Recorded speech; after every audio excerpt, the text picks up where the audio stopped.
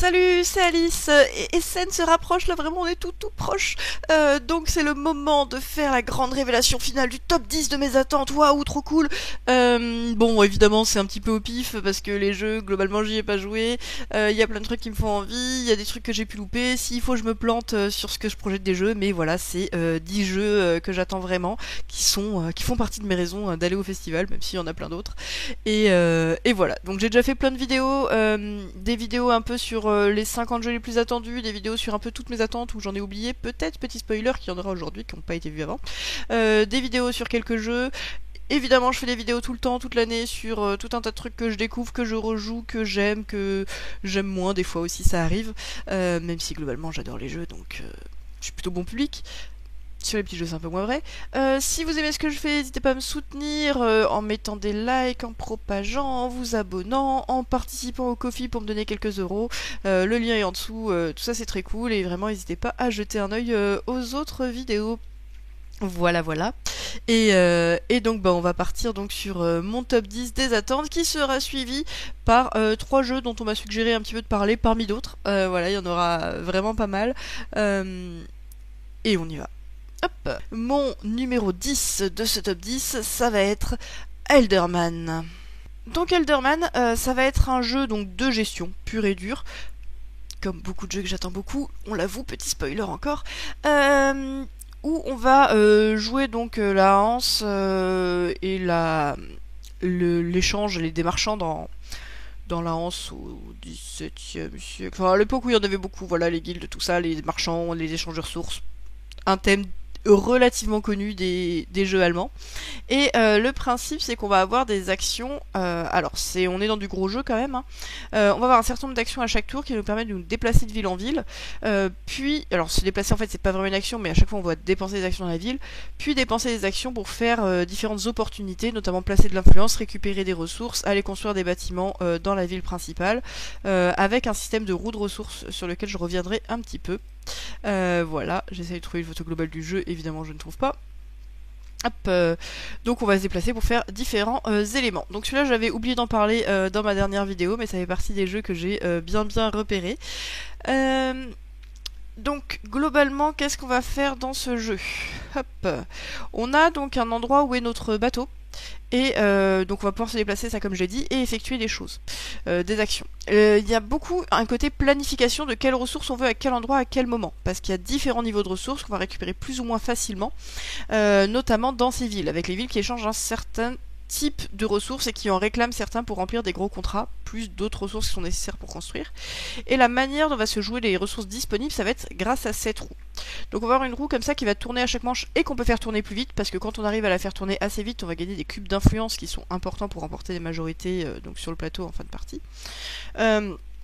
Et donc ça c'est les ressources disponibles niveau 1, les ressources disponibles niveau 2, les ressources disponibles niveau 3, parce que les actions de récolte peuvent être niveau 1, 2 ou 3 dans les villes. Et ce qui est en face du bleu c'est ce qui est disponible dans les villes bleues, ce qui est en face du rouge c'est ce qui est disponible dans les villes rouges, ce qui est en face du vert c'est ce qui est disponible dans les villes vertes, ce qui est en face du jaune c'est ce qui est disponible dans les villes jaunes, et en face du violet c'est ce qui est disponible dans les villes violettes. Donc on sait ce qui à l'offre est disponible ce tour-ci, et ça va tourner petit à petit comme ça changer, sachant qu'il y a quand même des spécialités, des ressources qui sont très présentes sur certains cadrans, voilà, et des ressources rares où pour le coup on va pouvoir les récolter que dans les tours où elles sont alignées avec leur ville. Donc on va vraiment devoir viser certains tours. Pour ça, donc on a des actions d'échange, donc les actions coûtent de 1 à 3 points d'action, et à chaque tour on a de 2 à 5 points d'action en fonction d'un petit jeton qui est tiré au hasard et qui est le même pour tout le monde. Ça on va le faire 4 fois par manche, et on va jouer 5 manches en tout. Donc on a quand même pas mal d'actions dans le jeu, et ça va être plein de petites actions comme ça de déplacement, de récolte de ressources, de construction. Parce que donc il va se passer pas mal de choses.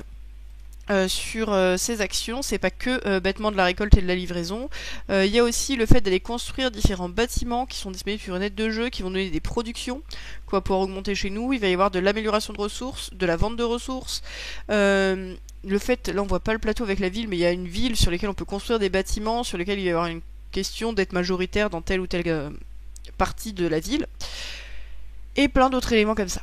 Globalement ça a l'air assez cool.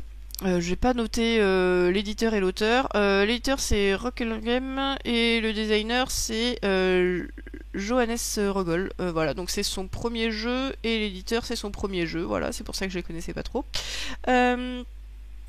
Et Ça a l'air d'être vraiment bien, avec vraiment des choses un peu tendues, une question de marché, une question de marché de qu'est-ce qui est disponible quand, à quel moment. Il y a une phase aussi de vote à la fin, où on va se répartir différents privilèges. À la fin de chaque tour, en fait, il y a une carte de plus que de joueurs disponibles, et on va miser pour être celui qui choisit la première, son avantage qu'on va récupérer à ce tour-ci, qui vont nous permettre d'avoir plein d'éléments. Il y a des améliorations d'action aussi qu'on peut avoir en dessous de nos cadrans, pour dire quand je fais tel truc je vais avoir un bonus utilisable une fois par année.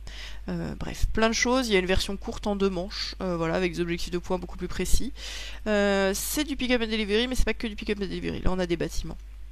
Là, on a ces bâtiments-là, ces cartes d'opportunité de fin de tour, pour lesquelles on va faire une mise en influence cachée qu'on va révéler, sachant que c'est des cubes et du coup on pourra pas installer sur le plateau parce qu'on les aura dépensés, qui vont jouer sur l'heure du tour. Il y a l'air d'avoir assez d'éléments pour que ce soit assez lié, qu'il y ait quand même de la gestion et du développement, pas que du pick-up and delivery. Ça a l'air assez cool. Moi, j'ai peur que pour moi, par rapport à mes goûts, ce soit un peu trop de la lecture et de l'analyse. De ah ben je peux aller prendre ça à tel tour ici, donc faut que je fasse ça, donc faut que je fasse ça. Ah mais j'ai besoin de 3 pierres et un blé et un machin pour aller construire, donc faut que je sois là tour 4, donc je peux aller récolter ça tour 3. Et ce calcul exact, je pense que c'est sympa. Je pense que ça vaut le coup de l'essayer. S'il y a que ça et que c'est que de l'analyse, moi ça va me lasser. Un peu comme me lasser Anno 1800, parce que je trouve qu'il y avait trop de repérage de qu'est-ce qui est faisable, quelles ressources il y a besoin précisément à quel endroit, et moi c'est moins purement ce que j'aime. Mais j'ai quand même très très envie de le découvrir, j'en ai entendu des beaux retours, donc ça me donne bien envie. Voilà pour mon numéro 10. On va passer au numéro 9. Zoo Tycoon. Donc Zoo Tycoon, ça va être un jeu de gestion de zoo avec une piste de conservation, une piste de sous, une piste d'apprentissage un petit peu. Donc là on n'est pas perturbé, avec différents animaux qui réclament des choses et qui ça va jouer sur leur bien-être. Donc c'est issu d'un jeu vidéo auquel moi j'ai plutôt pas mal joué quand j'étais ado, où les animaux veulent certains territoires, certaines occupations de territoire, certains ils peuvent avoir un certain nombre de mâles présents dans l'enclos, ce genre de choses. Donc il y a un côté un petit peu simulationniste mais assez gentillé sur les besoins des animaux. Qu'est-ce qu'ils veulent pour être bien dans un zoo. Voilà.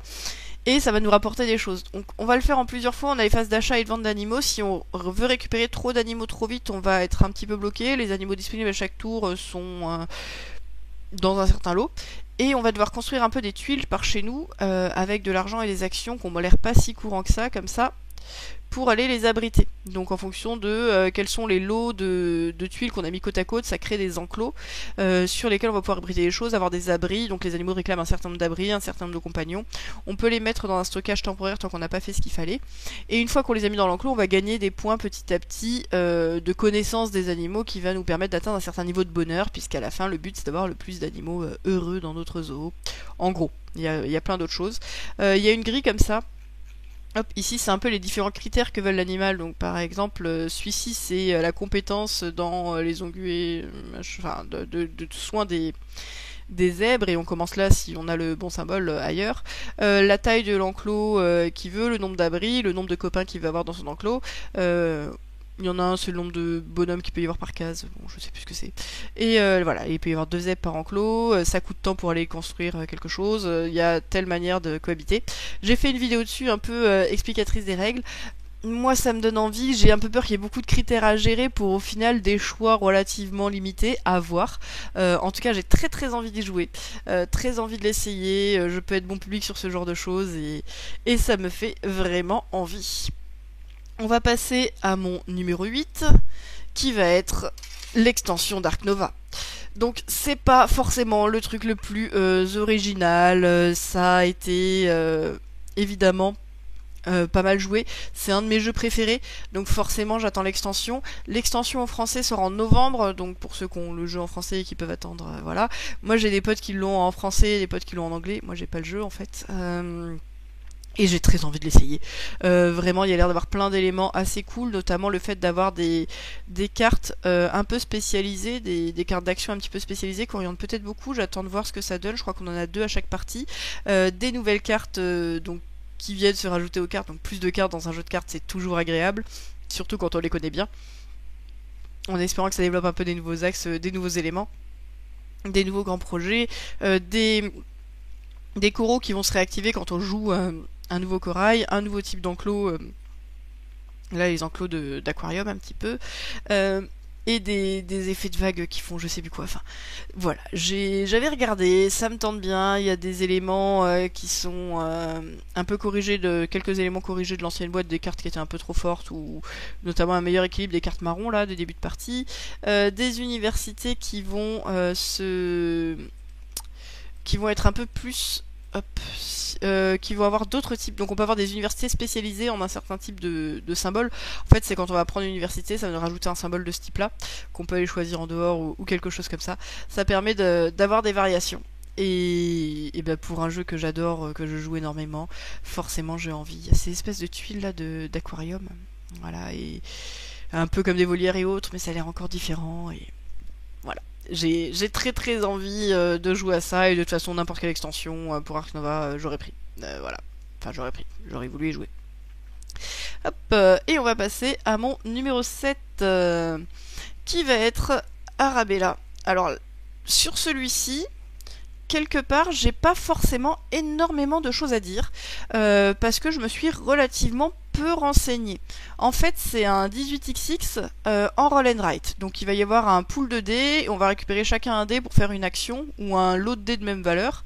Il y a un automate qui peut jouer avec des cartes, donc qui veut dire qu'est-ce qu'il fait, quel dé il prend. On va faire comme ça des réseaux sur la carte. Il va y avoir des parts d'entreprises que l'on va pouvoir vendre, des tailles de locaux, des cubes à livrer. On est vraiment dans 18xx. C'est en 1 heure, 1 heure et demie, ce qui est très court pour un 18xx. Ça a l'air d'être beaucoup plus facile à gérer qu'un 18xx, mais apparemment ça en garde la saveur. Moi je sais que j'ai des potes à qui je fais confiance, qui ont testé l'an dernier parce qu'il était en démo, qui étaient assez positifs. Donc ça fait partie des jeux qui me tentent bien depuis l'an dernier, parce que l'an dernier je voulais faire la démo, j'ai pas eu l'occasion parce que forcément il y a tellement de choses à voir sur le salon qu'on peut jamais faire tout ce qu'on veut faire. Et oui, et voilà, donc c'est un petit peu austère, hein, je pense, c'est le style, c'est tout ça. Ils ont mis un chaton pour faire genre c'était pas austère, mais ça l'est, complètement. Et ça fait partie de mes grosses attentes, voilà. Donc je découvrirai les règles quand j'y jouerai. 6ème jeu, Nucleum. Mon 6ème jeu, ce sera donc Nucleum. Nucleum, c'est une des plus grosses sorties là qui attend, c'est du gros euro, c'est pile ma cam. Ça pourrait être premier si j'y avais pas déjà joué. Parce que donc j'ai pu le tester à Vichy. Du coup, je suis ultra impatient d'y jouer, j'adore déjà le jeu. Alors peut-être qu'après 4 parties, j'irai autre chose, mais pour le moment, au bout d'une partie et demie, c'est ce que j'aime. Voilà, je suis moins impatiente que pour un jeu auquel j'y ai pas encore joué. Mais c'est vraiment chouette, j'ai fait une vidéo dessus, donc j'ai peut-être donné un peu mon premier ressenti sur le jeu. Donc c'est un jeu où on a à la fois une partie réseau sur la carte et une partie développement de son plateau personnel. On va avoir des tuiles qui vont être ces rails qui vont être posés ici. Quand on les a chez nous, ça correspond à des tuiles actions. Hop, si je les vois, voilà, par là. On a comme ça des tuiles actions qui vont être des dominos. Donc hop, ah, c'est devenu tout bleu. Donc si on a comme ça cette tuile action, si on la joue chez nous, on va pouvoir faire une action de construction de bâtiment et une action d'alimentation de bâtiment. Un peu à la barrage quand on produit l'électricité. Si on la joue sur le plateau, on va pouvoir faire la même chose à condition que ce soit relié à un blanc et à un violet. Si c'est pas encore relié, ce sera le cas quand ce sera relié. Si c'est jamais relié ou relié à une autre couleur, que ça matche pas parce que des fois on a envie quand même, on ne le fera pas. Mais pour aller se poser sur le plateau, il va falloir penser des meeples, qui sont une des ressources du jeu, pour indiquer notre possession du rail et étendre notre réseau, mais il faut les avoir. C'est tout bien tendu sur le nombre de meeples qu'on a disponible, les sous, tout ça, c'est vachement tendu. On va construire 3 types de choses sur la carte, des bâtiments à alimenter, et il va y avoir des usines, et ces usines, on va pouvoir les alimenter avec nos mines de nucléum, donc de trucs radioactifs, et sur la carte il y a du charbon achetable, mais il faut des sous. Et ça produit moins, et au bout d'un moment ça devient de plus en plus cher, il y a un système de marché là-dessus. On va avoir des turbines qui nous permettent aux usines de consommer plus de nucléum, donc ça c'est vraiment du développement. En début de partie on produit avec du charbon, et petit à petit on a besoin de plus en plus de trucs comme ça, notamment quand on vise des grosses prods pour alimenter des gros bâtiments. Et on va avoir des technologies sur le côté qui sont asymétriques, donc ça en connaissant un peu les plateaux, à mon avis on peut se spécialiser davantage, qui vont nous débloquer différents pouvoirs immédiats ou permanents. Voilà, avec des productions donc de sous, de meeple et de points, qui va se déclencher au moment où on choisit de faire notre décompte. Au moment où on choisit de faire notre décompte, on récupère les tuiles, on gagne les revenus jusqu'à la limite du nombre de tuiles qu'on a joué. Il y a aussi des contrats à accomplir, plein d'autres choses. Et c'est là qu'on va récupérer des étoiles. Donc les étoiles, on les a vues là. Enfin, c'est là qu'on va dépenser nos étoiles. Les étoiles, on les acquiert quand on alimente des villes, et quand on les récupère là, on va pouvoir les dépenser sur une piste par là, hop, qui va nous permettre donc de dépenser ces étoiles pour aller viser certains objectifs de fin. Et si on est premier lors des décomptes, les décomptes ils ont lieu quand tout le monde a fait son petit revenu, mais qui est très pas du tout dans le même timing, donc on peut jouer dessus ou pas. Et des décomptes avec des multiplicateurs pour la fin de partie selon différents critères qui varient de partie en partie. Voilà, moi ça m'excite vraiment beaucoup. La partie réseau elle est vraiment chouette, elle est interactive, il s'y passe vraiment des choses. Et dans ce qui s'y passe, il y a à la fois de la collaboration où ça nous permet de transporter des ressources à travers les réseaux des autres, notamment pour alimenter en charbon nos usines et réussir à transporter jusqu'au bon endroit où on veut, et à la fois vraiment de la compétition sur les places disponibles, sur les places de réseau disponibles, sur le fait de se retrouver un peu bloqué. On a aussi envie d'avoir notre propre réseau parce qu'il y a beaucoup de bâtiments qui scorent, donc c'est des gros bâtiments dans chacune des 3 catégories, pour les bâtiments de cette catégorie sur le réseau de cette ville-là. Donc on a envie d'avoir un truc un peu tentaculaire qui touche plein de bâtiments de ce type-là, à notre couleur ou pas. Et ça c'est très cool. Quand on débloque des choses, on a sans arrêt des petits bonus, une petite ressource, un petit truc, un petit pouvoir, un petit machin, qui fait qu'on aura plus de facilité à faire la suite, qui fait qu'on se mord les doigts de pas l'avoir fait dans le bon sens pour avoir réussi à faire encore un petit peu plus, qui nous manque sans arrêt un petit truc pour faire mieux, mais en même temps chacune de nos actions nous rapporte plein de trucs. Tout ce qu'on fait est vachement satisfaisant. Il y a vraiment le fait de pouvoir en permanence gagner des trucs quoi qu'on fasse. Et ça, c'est un côté très plaisant. Il y a un côté à la fois prolifique et tendu. Et ça, je trouve ça très réussi. Alors, après, c'est sur une partie, hein, donc c'est dur à dire exactement ce que ça va être sur le long terme. Mais vraiment, plein de choses qui s'y passent qui sont super intéressants. C'est du gros, on est plutôt dans du lourd. Les règles sont pas si compliquées que ça. Il n'y a pas énormément d'actions, elles sont pas compliquées en soi. La manière de les agencer, de réussir à faire des trucs et d'avoir l'impression d'avancer un peu plus. Voilà, notamment le vers quoi on veut aller et comment on fait des points. Et pas forcément évident. C'est quoi le but du jeu ? Faire des tas d'alimentation pour réussir à débloquer des objectifs, pour faire des points selon certains critères. Il n'y a rien qui est très direct. Voilà. Donc ça c'est bien. Voilà. Ça me plaît en tout cas. Et ensuite, pour mon 5e, je vais parler de Trolls and Princesses. Donc ça, je l'avais oublié complètement dans toutes mes attentes. Mais ça a l'air très cool. Alors, Trolls et Princesses, ça va être un jeu de placement d'ouvriers, sachant que on a 5 ouvriers, 5 premiers tours on va les placer, et ensuite à chaque fois on va déplacer des ouvriers d'un endroit à un autre. Alors pas tout à fait les 5 premiers tours, parce qu'à chaque tour on joue 2 ouvriers, donc en fait les 2 premiers tours et demi. Donc évidemment ça c'est pas le matos final, hein, c'est de la simulation sur Tabletop, visiblement. Tabletopia. On va avoir donc chacun notre plateau personnel sur lequel on a une grotte qui va nous permettre d'avoir des ressources à l'intérieur, des trolls qui vont pouvoir évoluer dans 3 zones et un plateau central sur lequel on va pouvoir mettre des trolls aussi. Il y a plus ou moins de zones sur le plateau central en fonction du nombre de joueurs. Chaque fois on va placer un troll quelque part et on va pouvoir faire une action selon une grille d'action disponible. Donc on en a sur notre plateau personnel. Hop, elles sont marquées un peu explicitement. Et sur le plateau central, ça va être sur une grille à part qui va nous dire qu'est-ce qu'on peut faire en fonction de la force d'action disponible.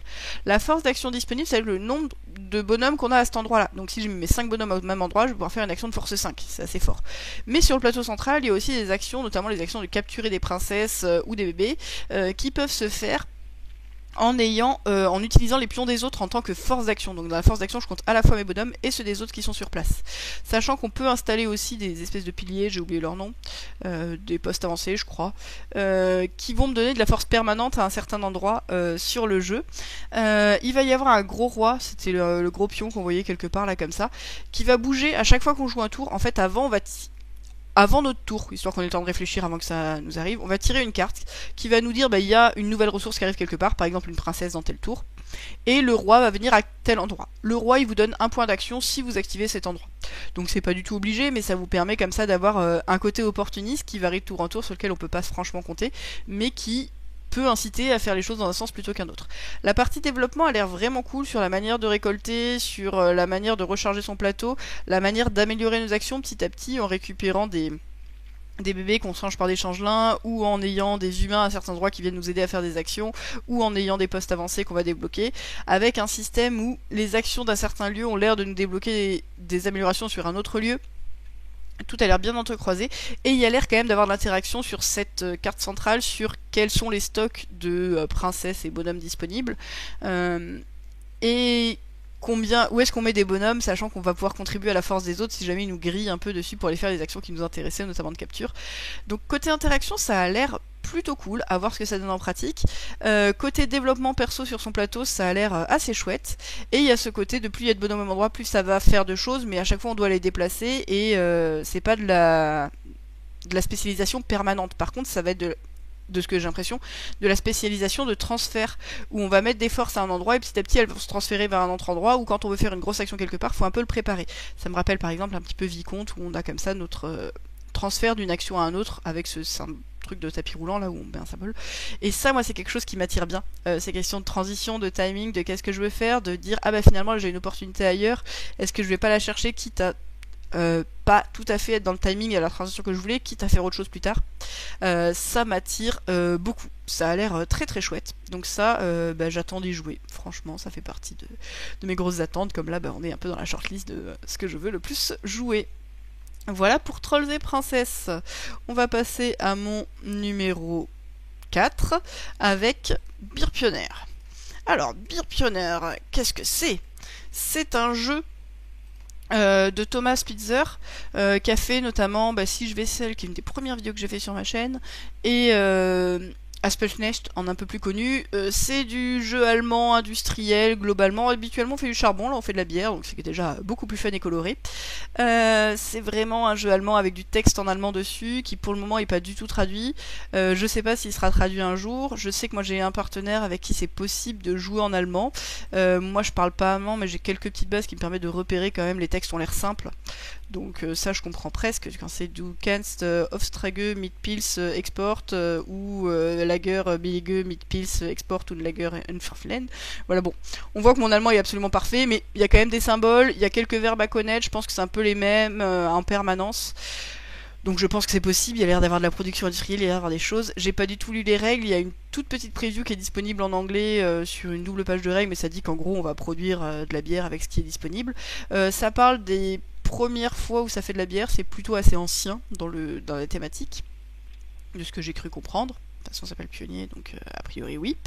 Et ça a l'air cool, donc ça c'est une de mes grosses attentes. Pourquoi c'est une de mes grosses attentes?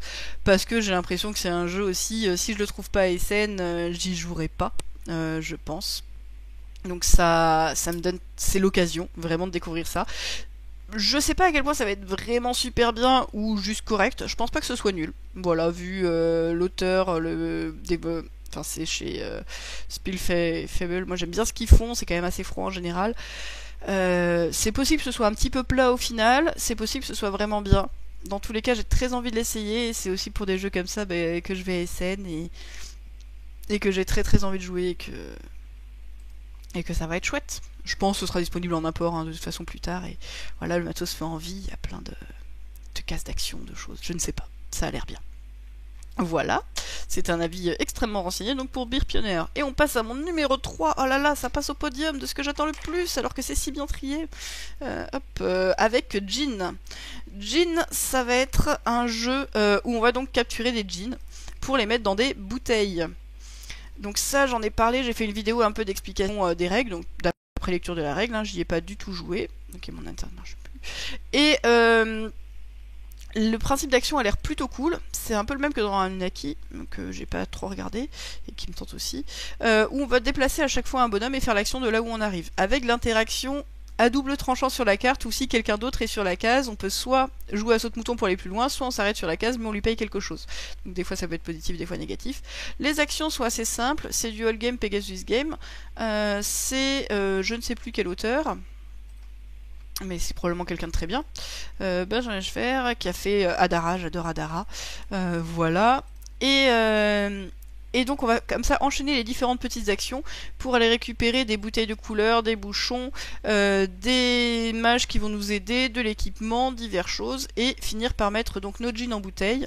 Grâce au mana qu'on aura donc sur nos mages qui vont nous aider et sur notre piste de mana qu'on va dépenser, comme ça pour enfermer les djinns. Quand on a 3 djinns de même couleur enfermés, on va pouvoir les utiliser pour débloquer un gros pouvoir. Et il y a des boss, donc des super djinns qu'on va pouvoir capturer en même temps, qui une fois capturés font un peu la même chose, mais ils nous rapportent plus de points, plus de choses. Ça a l'air très cool, il y a l'air d'avoir du développement sur le plateau, il y a l'air d'avoir une petite asymétrie de départ plutôt sympa, qui est qu'on choisit tous un bonus et un malus. Et c'est ce qui va un peu nous orienter. Donc le fait d'avoir un malus sur une action en plus d'un petit bonus côté personnalisation, c'est pas la nouveauté du siècle, mais ça donne envie. On a un mana maximum, un mana minimum, entre lesquels on va comme ça évoluer, enfin un mana auquel on revient de base, des jolis chapeaux, voilà. Ça a l'air très chouette, j'ai très envie d'y jouer, ça fait partie de mes grosses attentes. Tout me fait envie sur le jeu, clairement je vois le jeu, j'ai envie. Hop. Voilà pour Jin. Je ne vais pas rentrer trop dans les détails, mais j'ai fait une vidéo d'explication, donc n'hésitez pas à aller voir si ça vous intéresse plus. Et on va passer donc à mon numéro 2 de mes plus grosses attentes de tout le monde entier.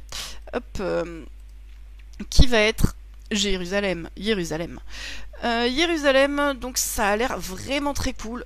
Pareil, j'ai pas lu les règles de celui-là. Donc ça, comme je sais que je vais aimer, peut-être que je me trompe, hein, mais d'après moi, je sais que je vais aimer. Je me suis pas trop fatiguée à regarder en détail avant. Il y a quand même des principes, j'ai vu une ou deux vidéos. On va avoir un plateau commun, notre but c'est de se placer au plus proche de Jésus pour la scène. Et pour ça il va y avoir une partie deck building avec des paraboles qui vont avantager nous et un adversaire, de ce que j'ai cru comprendre, et de la récolte de ressources qui va se placer, donc un peu comme ça a l'air d'être à la mode cette année, quelque part où on va stocker des bonhommes pour avoir de meilleures ressources. Et un petit côté contrainte, un peu puzzle sur comment se placer sur la table avec le bon ensemble de symboles qu'on va tenter d'avoir pour réussir à se placer au bon endroit, qui va dépendre des différentes actions avant. Ça a l'air de l'enchaînement, il y a un mélange un peu de deck building, hunt building, enfin on a un deck mais ça a l'air de gérer quand même... je sais pas si c'est tout à fait deck building, avec un peu du placement de bruit, de la spécialisation, du développement, plein de trucs qui parlent bien. J'aime bien le thème qui a l'air d'être abordé de manière plutôt neutre, un peu comme... un tableau quoi, enfin voilà, une excuse. De loin, après j'ai pas lu la règle, j'ai pas lu la manière de se présenter. Et voilà, et des ressources et des choses et plein de trucs qui m'attirent vraiment bien. Donc c'est là qu'on a un peu le casse-tête de quels éléments il nous faut pour être à quel endroit, pour aller placer les 12 apôtres autour de Jésus. Oh là là. Voilà. Et ça a l'air fun. Ça a l'air... vraiment tout les trucs qui ont l'air de se passer sur le plateau, le fait de cumuler des cartes pour avoir des symboles, des choses, ça me plaît beaucoup, ça je suis très impatiente d'y jouer. Bizarrement voilà, je me suis pas plus renseignée que ça parce que je sais que ça va juste me faire trépigner d'impatience, mais ça j'y joue dès que je peux, quasiment. Et c'est tout pour mon numéro 2 donc sur Jérusalem. J'ai l'impression que plus on avance, moins je parle longtemps.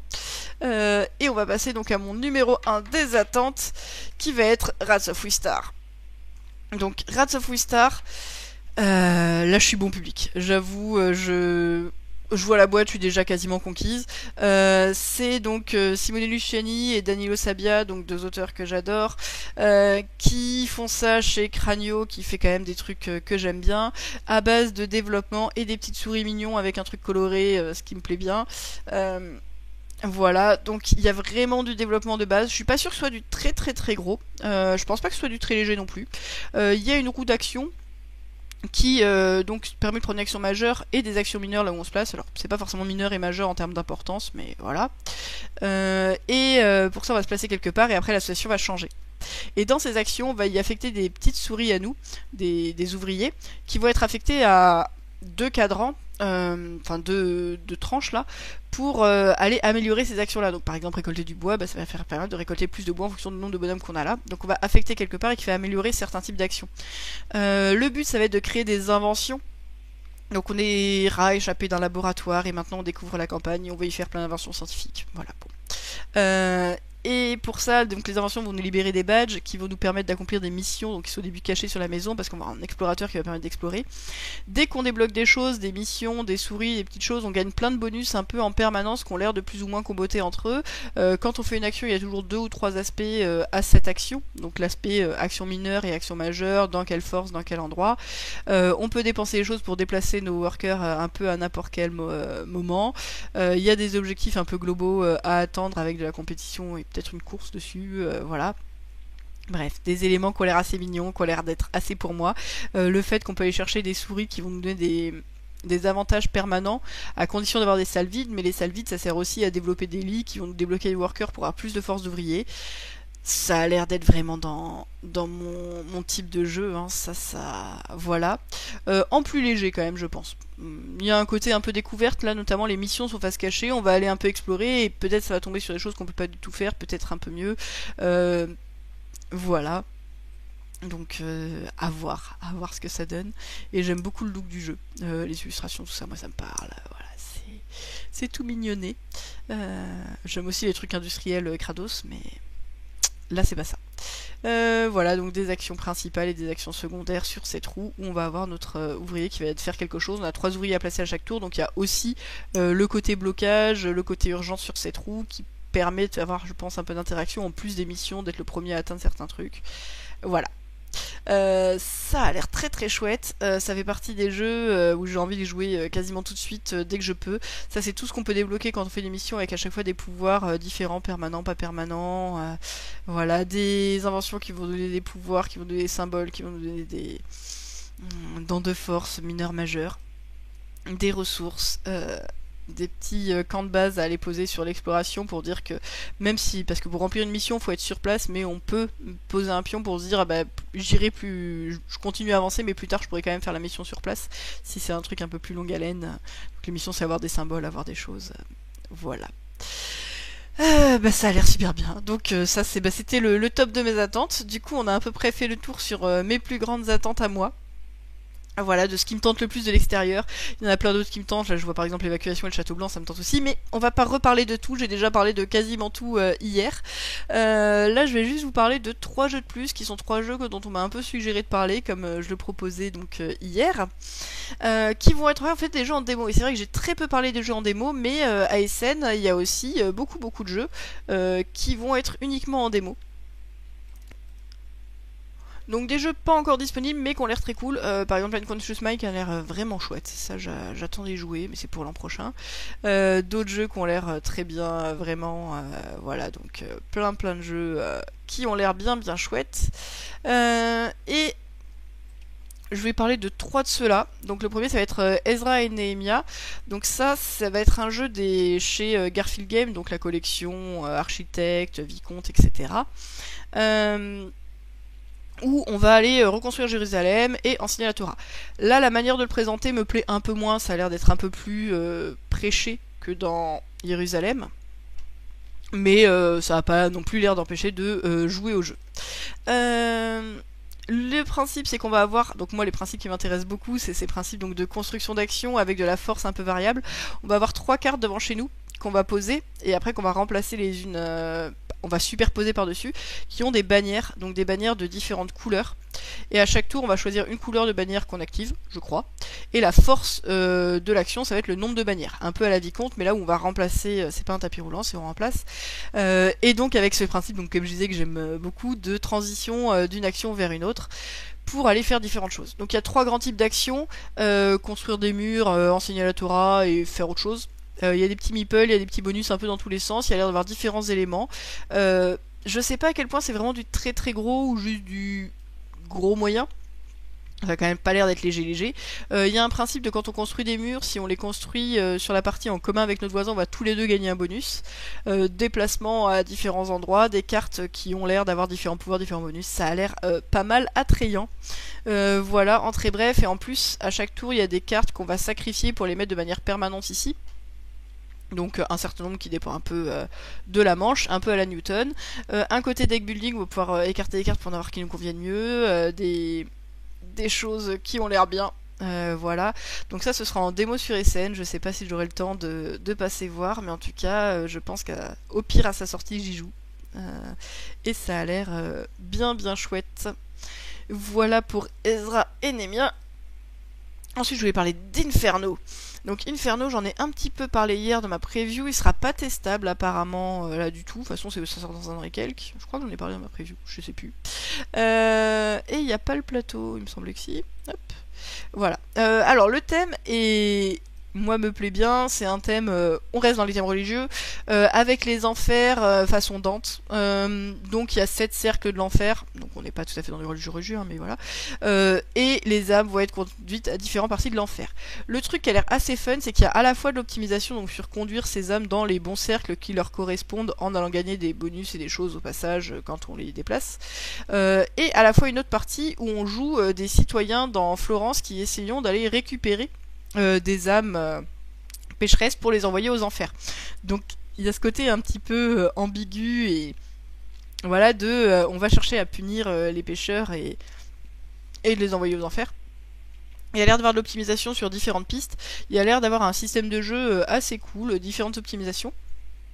Je sais pas à quel point c'est du gros, mais il y a plusieurs éléments qui font bien envie. J'avais rapidement vu le système de jeu et évidemment j'ai oublié. Voilà, des pistes sur divers éléments. Il y a un contour un petit peu par Dante qui descend dans les enfers. Il y a l'air d'avoir un parti pris un petit peu bizarre côté mythologique parce qu'il y a à la fois Cerbère, l'affiche c'est avec une barge ou un truc comme ça et pour moi je suis pas sûr que ce soit l'enfer chrétien ça. Bon bref, je connais rien du tout. Ouais, ça a l'air d'avoir plusieurs parties pris, plusieurs trucs assez cool. Et une vraie proposition ludique donc de manier ces deux éléments en parallèle de comment est-ce qu'on va les disposer et où est-ce qu'on va les chercher tout en essayant de soit s'améliorer en allant pourrir les âmes, voilà. Donc ça, j'attends de voir, ça avait l'air cool. Hop. Et enfin, je voulais vous parler de Pest. Donc Pest, c'est une démo, ça sort pas tout de suite non plus. Ils ont fait des previews et des super jolies vidéos qui donnent bien envie. La couverture est assez stylée.